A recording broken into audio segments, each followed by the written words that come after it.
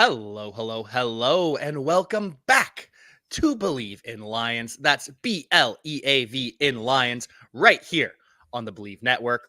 I'm your host, as always, at Javanaugh87, Jack Kavanaugh, and I am joined by the former Lion safety, the all pro, the interception leader, the locker room leader, Glover Quinn. What's up? Not too much, just, trying to get over another Detroit Lions devastating loss. Same thing we do most Mondays now. You're right. I am definitely I don't want to say I'm tired of it, but man, it's just a struggle starting my week off like this every week. You know, like I said, and I said this a couple weeks ago, and I admitted that I understand what it's like to be a fan. The heartbreak, the horror on Halloween. I get it. And as a former player, I apologize to the fans again because this is tough. It is. It is. Especially, we were talking in the pre-show, and we were up 27-17 at half. That's great. Lions played awesome in the first. And yet, you still had this sinking pit in your stomach that this game's not over. The Dolphins are going to make it close, but as long as the Lions can just keep scoring, well, we should keep them off.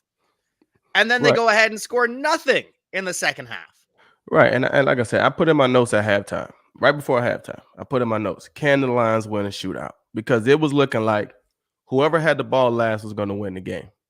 And then you look at the second half, how one team came out and how the other team came out. The Dolphins came out and they went right down the field and scored a touchdown.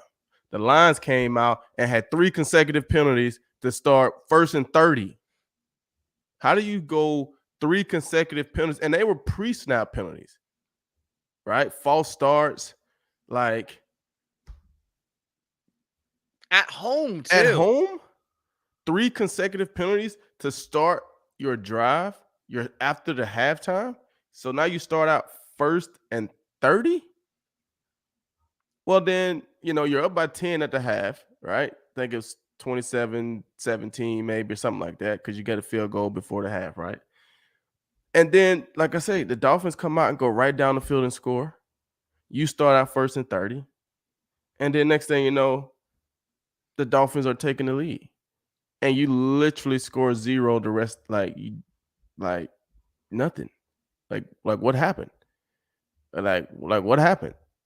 Like what happened to the play calling? Like I put in my notes at the first, like if you look at the Lions' first drives of a lot of these games, right? And mind you, the first drive of football games that you see from offenses, those are a lot of times scripted drives, scripted plays that they've looked at to feel like, okay, these are our best plays, and we're going to script this drive. We're going to run this play. We're going to get this formation. We're going to do this. We're going to do this. They're trying to see a lot of different things. So a lot of times you will see the first drive of games, offenses may go right down the field and just score a touchdown because it's like, and those are the main plays that they've been practicing all week. They've been walking through them. They've been understanding these are the plays that we're going to start the game with. And for some reason, I don't know what happens, but it's like they go away from those plays, or those plays get adjusted to and they don't make adjustments or whatever it is. So I put in my notes at the very beginning of the game, the Lions just went straight down the field. Great play calling, keeping the Dolphins off balance, play action, running the ball, quick passes, just different things, keeping them off balance. I put great play calling to keep them off balance. Tight ends on delays, like all types of little things. And then all of a sudden, we see no more of that stuff. It just becomes simple offense. And then you don't score any more points. And you're going against a prolific offense like the Dolphins. Tyreek Hill, Jalen Waddle, Tua, Gesicki. Like, I thought the Lions had a chance to win the shootout, but I knew defensively would the Lions be able to get enough stops to win because offense is going to have to keep scoring because the Lions defense they're struggling against, especially that offense, those wide receivers. I mean, they didn't want to. Tyreek Hill was running wild, Jalen Waddle was running wild. Like I knew it was going to be tough, but I thought we could have enough offense. Clearly DeAndre Swift was back out there, but he didn't want any contact. You can see that from the very beginning. He's getting to the sideline. He's stepping out of bounds. He wasn't trying to get hit yesterday. So, it's tough. It's tough. It really is. And I want to go back to the penalties that killed us in this. And it was both teams. It wasn't just the Lions. And that's why it was so frustrating because you're the home team.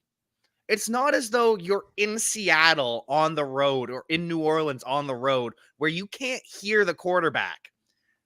It's quiet. You're on offense. Your fans are silent for you. How are we having all these false starts? And then the defense, you just have to know a 10-point lead is not safe. So we as an offense have to put up more. And the defense didn't play well at all. Don't get me wrong. But the way the offense was playing, they made enough stops to win that game. And then the offense just let them down in the second half. Yeah, we didn't get anything in the second half. I mean, they went into halftime with 27 points, and they ended the game with 27 points. I don't get it. I don't understand how you just disappear. I understand that other teams make adjustments. They adjust to some of the things that you're doing. Why are we not making adjustments? Why aren't we switching up some of the things that we're doing? Why are their adjustments so much more effective than what Right. we're doing? Because our adjustment was to stop with the stuff that was working. I don't get it. And it's video game numbers from the Dolphins too. Just reading through this. Tua, 382 yards, 3 TDs. Tyreek Hill, he was targeted 14 times. Only 2 of them fell incomplete. Goes for 188 yards. And then Jalen Waddle, 9 targets. Only 1 falls incomplete. The other 8 are caught for 106 yards and 2 touchdowns. Absurd. Just absurd. Yeah, I mean, like I said, we're not talking about the Lions corners making plays on the ball. I mean, we're talking about them being good tacklers. Like, you know what I'm saying? Like, we're talking about Jeff Okudah had a great game last week with 15 tackles. Like, that's good because a lot of times when you see corners have 15 tackles, you assume that they're getting beat up on in the pass game. But a lot of those tackles was in the run game because he was to the nub side and they were running right there. So he was kind of like the unblocked safety in the box, right? And he did a good job tackling. But we haven't had one game where we're talking about Jeff Okudah or any of the Lions DBs having 2 pass breakups in a game. Like we talked about Jeff Okudah having 1 pass breakup in one game. Like, we haven't talked about the Lions, anybody in their secondary having 2 pass breakups in one game. 2. I don't know if we've talked about the Lions defense as a whole in the secondary having 2 to 3 pass breakups. So it's kind of like the quarterbacks are either throwing the ball and it's incomplete or the wide receivers are dropping the ball because the Lions defenders aren't doing a lot as far as knocking the ball down to force incompletions. I mean, so if the quarterbacks are on point, they're catching the ball, like you see, 12 times out of 14 targets, 8 times out of, I mean, their 2 best receivers had 20 catches on 23 targets for 294 yards.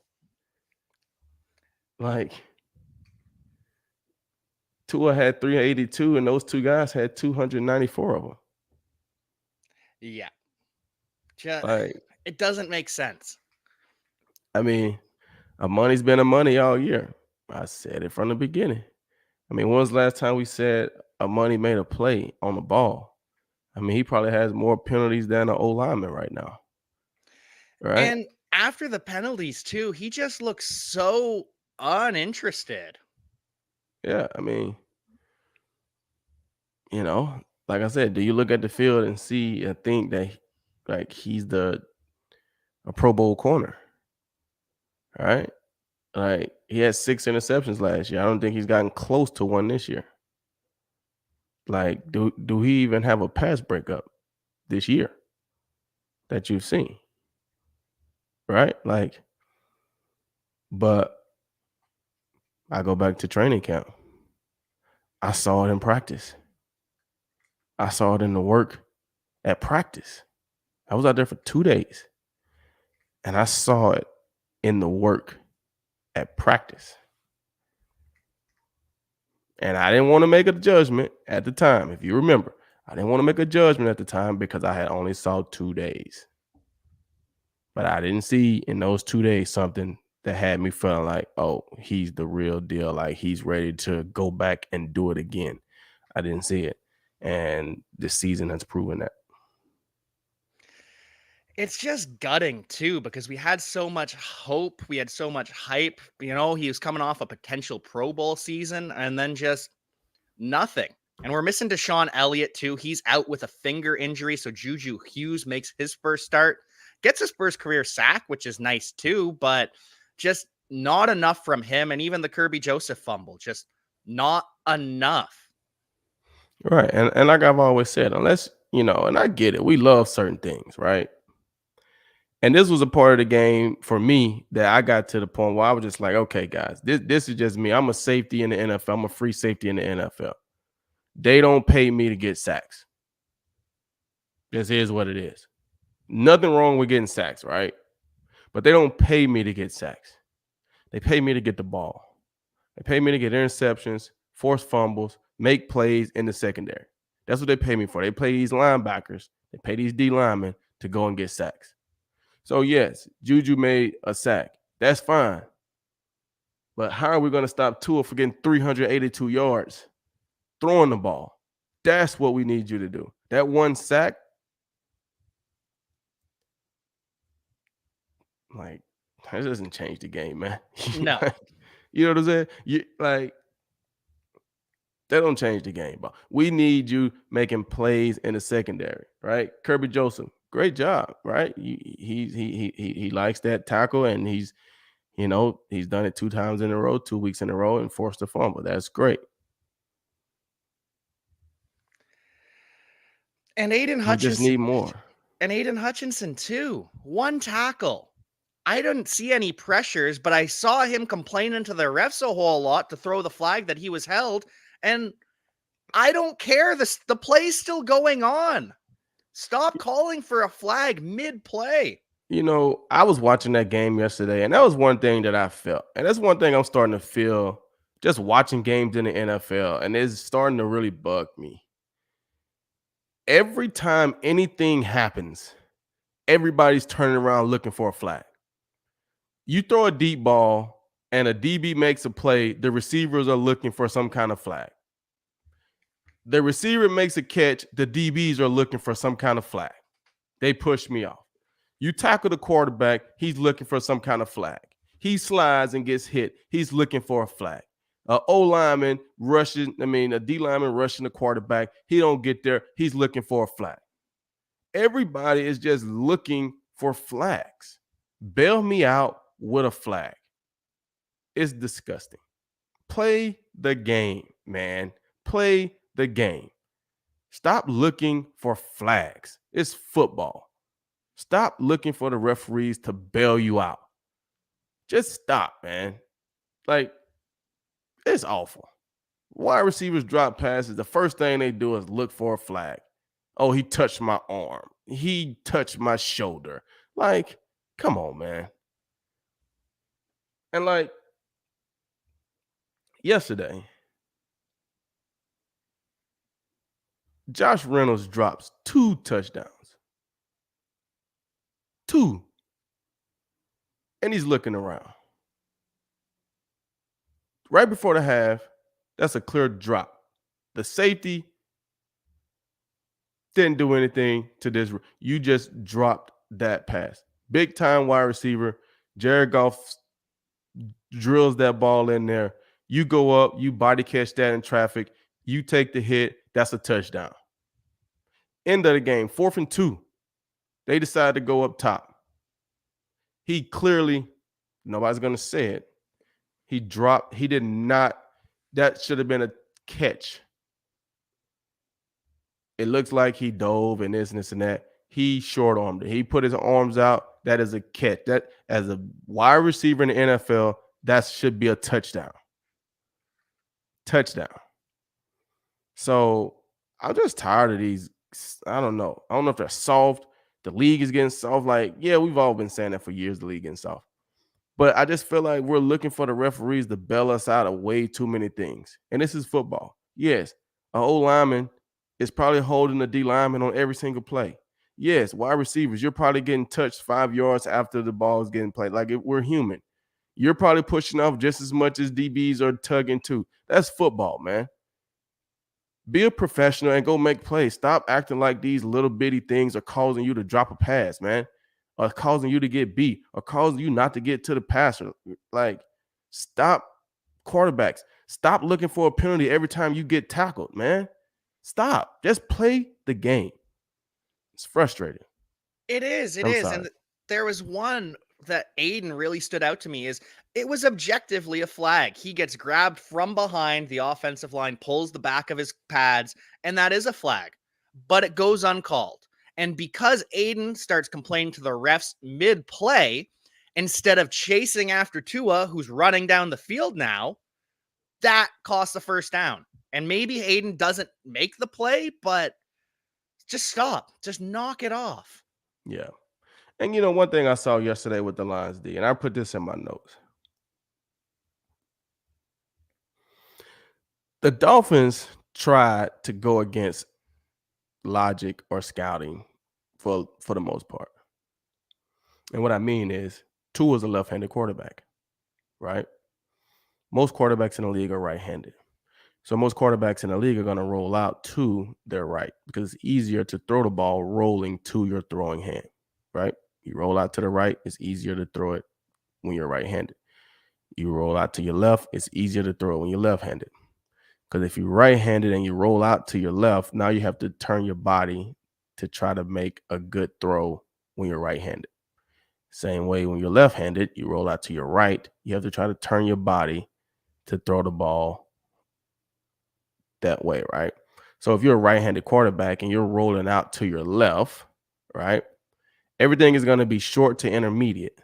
Because if you throw the ball deep, you're going to have to do what PJ Walker did on the Hail Mary. You're going to have to stop. You're going to have to turn your body so that you can get enough oomph behind the ball to throw it deep, right?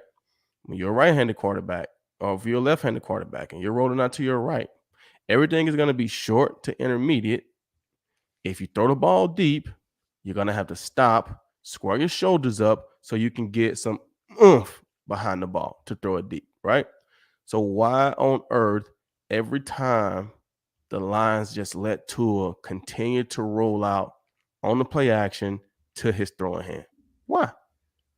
You should know, hey, running plays, when they start the run action to Tua's left hand, which will force him to roll out to his right side, we probably can expect more run. They're probably going to hand that ball off more times than not. And if they don't hand it off and they run in play action, we're expecting everything to be the short pass to the running back or tight end in the flats or some type of intermediate crossing. If he's taking a shot to Tyreek Hill, he's probably rolling out to the other side. So when he go run action to his right, we got to be playing for play action.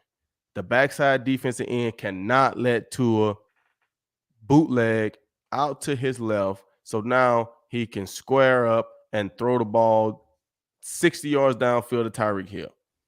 We just can't allow that. And I put in my notes, we continue to let Tua roll out to his throwing hand.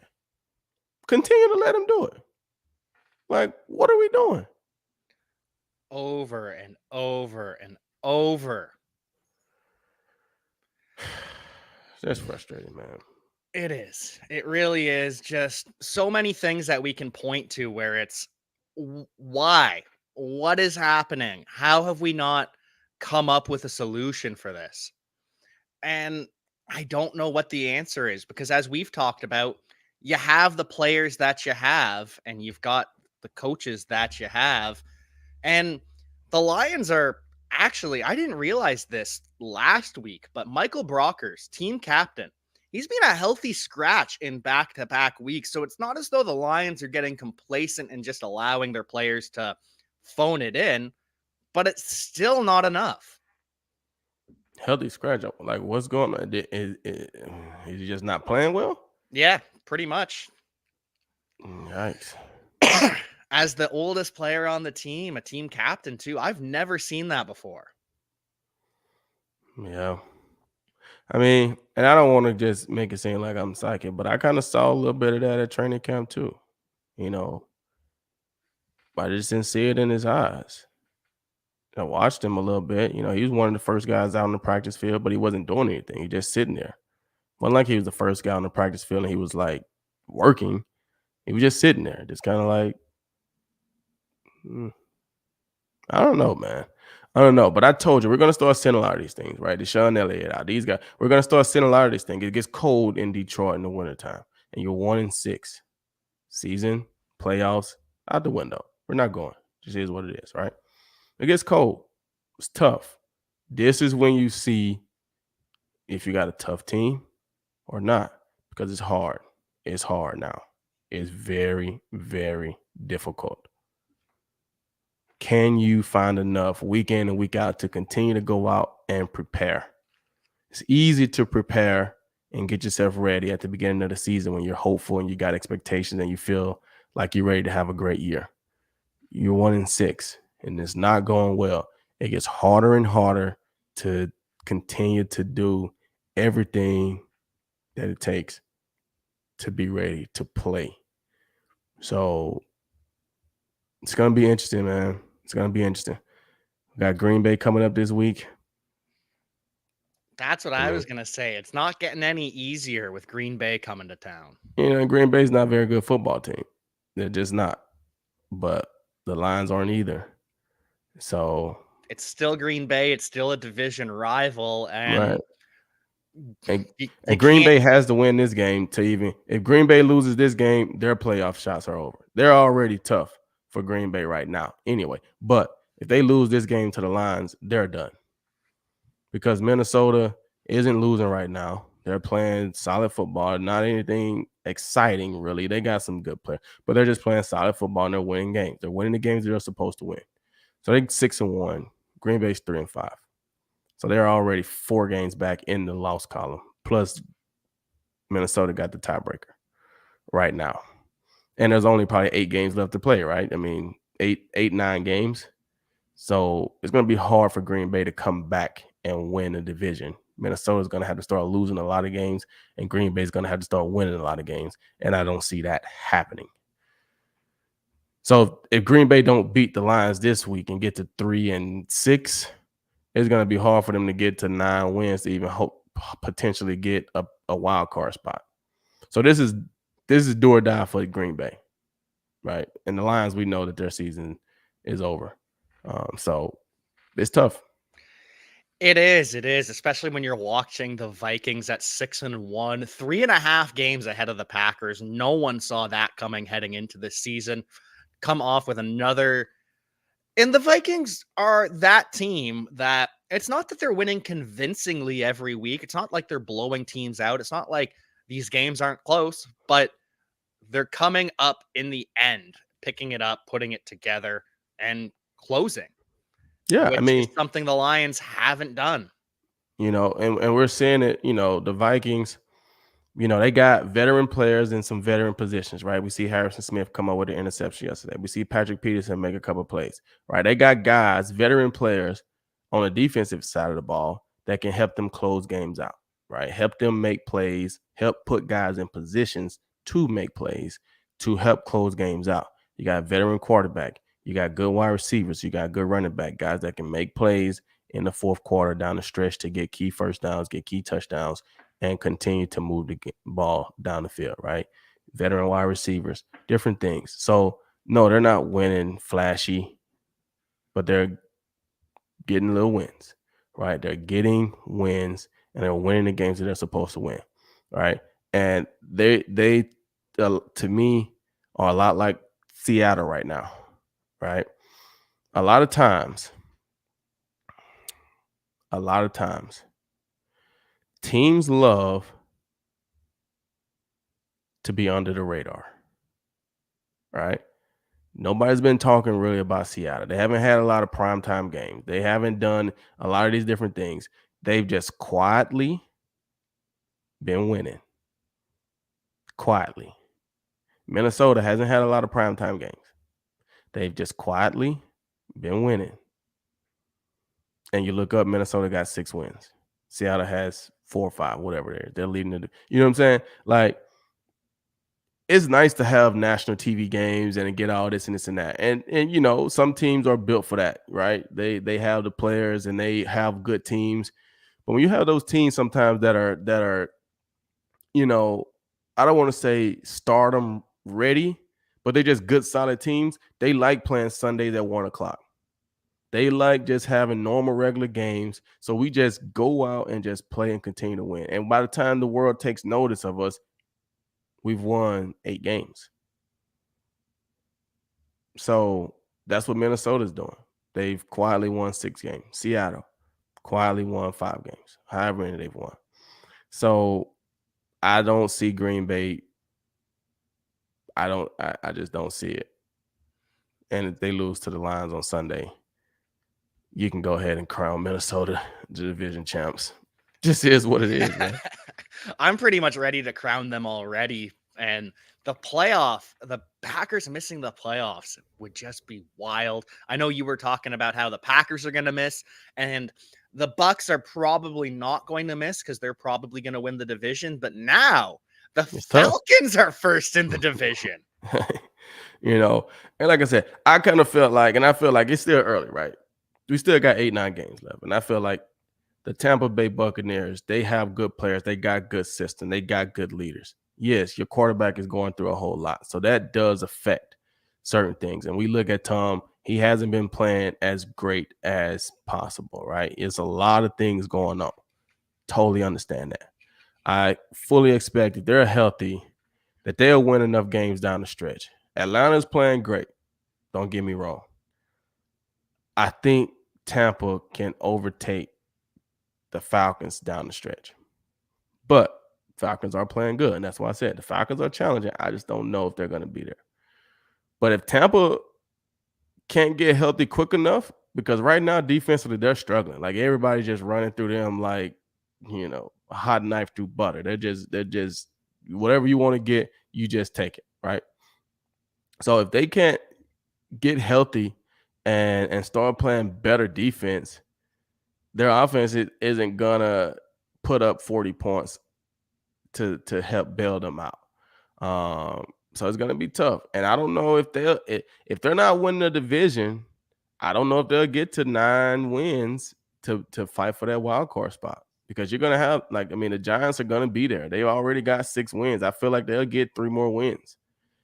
The 49ers, they're gonna be there. I think the Cowboys, they're going to be like, you're going to have these teams that are going to get up to 8-9 wins. I don't know if Green Bay can get there. I don't know if Tampa can get there if they're not winning their division. I just don't. It's going to be a wild race to the end in this NFC because the East is so dominant. We've also got the West where looks like the 49ers are going to take it, but the Seahawks are a playoff team. The Rams might not be a playoff team the way things are going right now. They're not. The Rams are not. I mean, but we've seen that since opening night. They're just not an explosive team. Yep. They're not an explosive team. And, you know, I was telling people, because everybody be on me about my power rankings, right? And it's funny. It's cool, right? But I'm like, we have to judge teams based off who they are, not what we want them to be. Like, we all want the Rams to be good. They're just not. We all want the Green Bay Packers and Aaron Rodgers to be good. They're just not. We all want Tampa Bay and Tom Brady to be good. They're just not. So we can't just continue to put these and say they're top 10 teams. They're not. They are not top 10 teams. At this point, Green Bay, Tampa Bay, the Rams, they're bottom 10 to 12 teams. There just are. There are teams that are better than them at this point. And my power rankings that's coming out later this week will show that. As they should. And it's honestly kind of crazy the amount of bad football and teams that aren't who we thought they were this year. We talked about those three, the Packers, the Bucks, and the Rams, but we've got the Broncos who have disappointed week after week. Seems as though they've saved Nathaniel Hackett's job for now. There were rumors he was not going to return home with the team if they lost in London, but they still could be looking to trade Jerry Jeudy and Bradley Chubb. The Colts, they lose after benching Matt Ryan, and the Raiders just get blown the hell out by the Saints. Like that right there might be the most disappointing team. Raiders? The Raiders. Especially because it looked like they could go on a run to get back to normal. They might be the most disappointing team.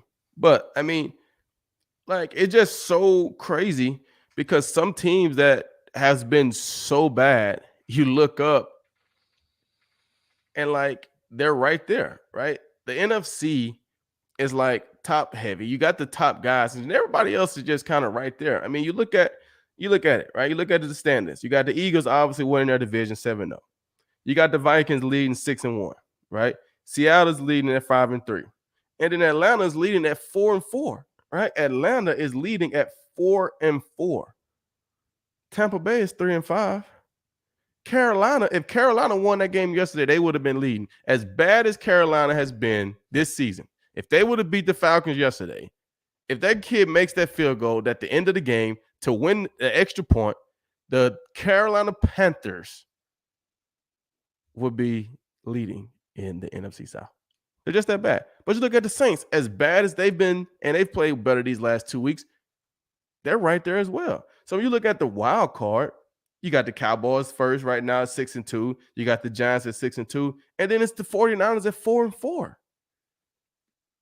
So that, like, the Redskins are tied with the 49ers for the last wild card spot. The Commanders. They're like they've been in the bottom of the power rankings, 30-29.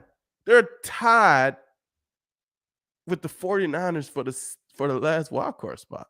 It just shows how bad. Like the Rams are 3-4. Like Tampa 3-5. Green Bay, like those teams we want those teams to be in the top, and they're just not there. Can they get there? I don't know. But Tyler Heineke came in.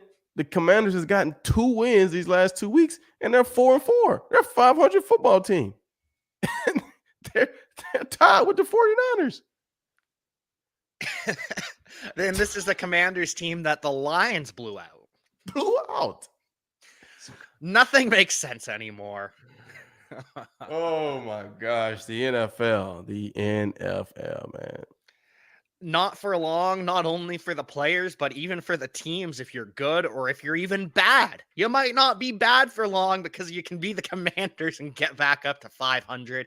You can be Tom Brady and fall to 2 games under 500 for the first time ever. Just so much can happen in the NFL. Yeah. And I mean, we're going to see, like, what Tom is going through is very difficult, right? Going through a public divorce during the season is difficult. And it doesn't help when your team isn't winning. It doesn't help when you're Tom Brady and the world expects you to be the greatest quarterback, right? You're 45. So you have those limitations. That makes the game harder just because you're older, right? But then on top of that, the things that you're having to deal with off the field just makes it harder. So I can see this season, real life, football life, really weighing on Tom. I can see it really weighing on Tom. And it's going to be difficult because, you know, you're trying to keep this public image, public perception of you as the GOAT. but real life happens to everybody, and I can see it weigh in on Tom. So I feel bad for Tom, man. That's tough. It is. It really is. And we hope that he can turn things around and life can get better because we don't wish ill on anyone. We want all of the success for every team around the NFL. Even, well, I don't know if we wish success for the Green Bay Packers as a team, but we don't wish the players ill will or anything. We want everyone to succeed to the best of their abilities. Right. I mean, life is hard, man. We're all trying to just figure this thing out day in, day out. Um, you know, we root against teams because, you know, we're fans of our own team. But like you said, I don't feel like you wish any ill will on anybody. You don't wish people to go through divorce. You don't wish people to get injured. You want the other team to play as good as they can, and you want your team to play good as they can, and you want everybody to walk off healthy, and you want your team to get the win, right? That's what fantasy football has done to the fans, right? They may be, you know, Eagles fans, but they may have Zeke on their fantasy team just because they understand that he may be. And then you have some of those diehard fans who refuse to do that. Just is what it is. So I don't think you wish any ill will on any of the players. You're just hoping that your team win, and you're trying to do everything that you can to help them win. That's why I used to love when we went to away stadiums and the fans booed. It was a beautiful sound because they don't really hate you. It's just a part of the game. And when you embrace it, you understand it, you love it. Some fans take things overboard. We understand that. But for the most part, most fans are cool. They're rooting for their team. But we're not wishing any ill will on anybody. I think the players are the same way, right? They're going hard for their team.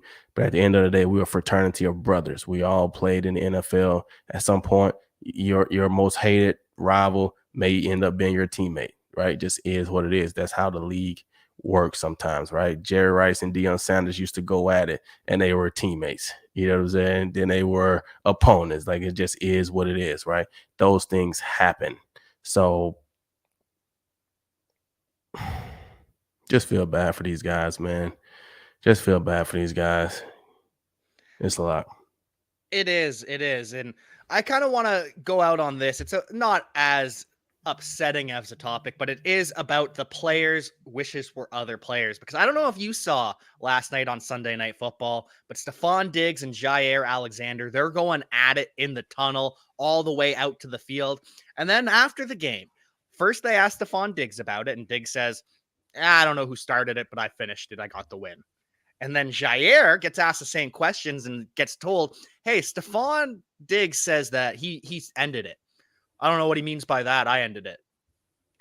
You got the loss, and Stephon Diggs got a touchdown and kind of roasted the rest of your defense. I understand that wasn't all on you, but it feels weird when a player is taking the personal accolades of ending the argument after a loss where the player he beat dominated.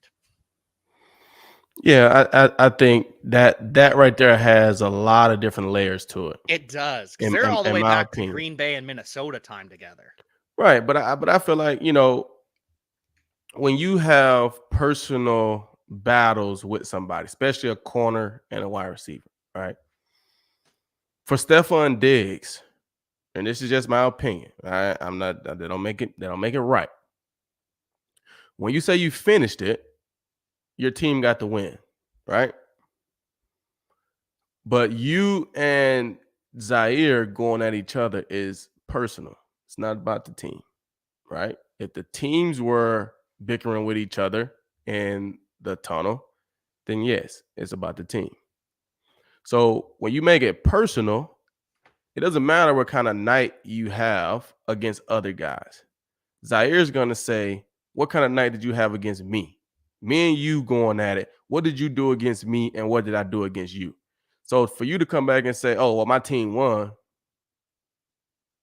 Okay. Yeah, we understand your team won, but this is about me and you. This is not about the Packers and the Bills. This is about me and you. You know what I'm saying? This is me and you.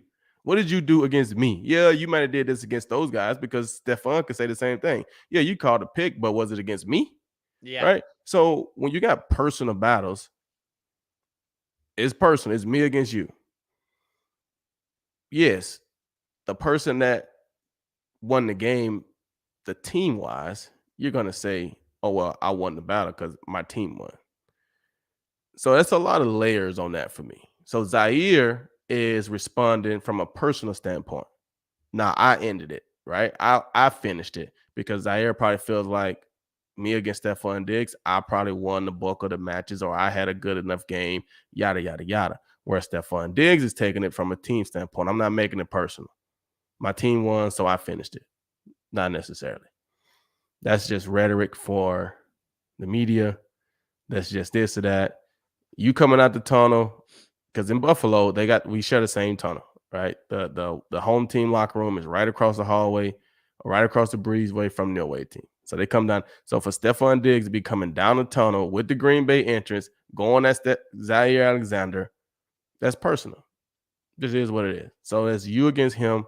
Don't try to bring, oh, my team won. It's you against him and leave it that way. You want to start it that way, keep it that way. But that's just all fun, good wide receiver and a good corner. I mean, that's going to happen. So it is what it is. And that's exactly it. It's a good corner and it's a good wide receiver. And I truly wish, I know teams don't do this as much anymore ever since the Darrell Revis days. Even Jalen Ramsey doesn't shadow the way that Revis did. But I would truly, just as a fan of the game, love more of that best on best, whether it's defensive back and receiver, whether it's left tackle and edge rusher. I live for seeing the best on the best because that's really what this game is about. Yeah, I mean, I would love it too. And I think, sometimes you get some of that stuff, but a lot of times, these offenses and these defenses, they try to scheme things up, right? They scheme it up. We need our best receiver to get open, or we need him to get matched up on him, right? We respect corners, we respect D linemen, we respect all these different things, right? We respect wide receivers, so we're gonna double team this guy. They do all these different things, but it would be nice to see, the good on good. Hey, you want to say you the best corner? Come match up. And I'm not saying we got to match up and go zero coverage all game, no help here, there. And I'm not saying that they don't have to scheme you up different plays and this and that. But, if you're going to be considered the top corner and I'm the top wide receiver and I'm lining up on the left side of the field and you're going to the right side of the field, like, come over here. Like, come over here. Join this action. But it's a new age NFL, man. It is. It's such a new age, constantly changing. Veterans are playing poorly. Young players are hit and miss. Established teams aren't who we thought they were. Teams that were supposed to be terrible, like the Seahawks and the Falcons, are in the playoffs. It's a wild time. And I am just so glad that I get to experience all of this with you each and every week, Glover. Yeah, it's actually been fun, man. It's been fun for me to do these podcasts, to talk about the football, but it's been fun for me to actually watch the football games again, intently see what's going on, be in tune with what's going on around the game, because the NFL is such a great game. It is what it is. And it's just so many things that you see, like you say, teams that were expected to be good, they're not good. And that's why you have to play the game. Everything looks a certain way on paper, but you have to go out and do it. You have to go out and get it done. And so you see some teams are getting it done, and some teams that were expected to get it done, they're not getting it done.